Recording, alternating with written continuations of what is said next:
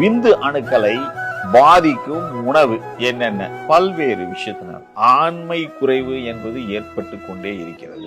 அதுல இம்பார்ட்டன்டான சில ஃபுட்ஸ் இருக்கு. ஃபர்ஸ்ட் அந்த லிஸ்ட்ல ஆல்கஹால் இருக்கு. விந்து செல்களின் உற்பத்தியையும் அதனுடைய ஷேப்பையே மாத்துது. அப்ப நீங்க என்ன பண்ணணும்னா குடிப்பழக்கத்தை நிறுத்தணும். அதுக்கப்புறம் சுகர் சேர்த்தும் போது என்ன ஆகுதுன்னா இன்சுலின் எதிர்ப்பு அதிகரிக்குது. அதனால என்ன ஆகுது அப்படின்னா கரு உற்பத்தியையே அது தடுக்குது.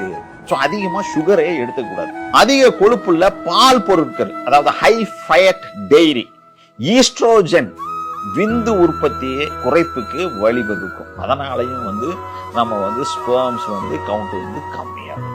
அப்புறம் பொரித்த உணவுகள், ஃப்ரைடு ஃபுட். ஃப்ரைடு ஃபுட்ல என்ன நடக்குது அப்படின்னு கேட்டா டிரான்ஸ்பேட். டிரான்ஸ்பேட் அதுல வருது. அப்போ விந்து எண்ணிக்கை அதை சாப்பிடும் போது என்ன ஆகுதுன்னா விந்து எண்ணிக்கை மிக மிக குறைந்து காணப்படுது. அப்புறம் ப்ராசஸ்டு ஃபுட்டு, எதெல்லாம் ப்ராசஸ்டா வருதோ அதை நீங்க சாப்பிடக்கூடாது.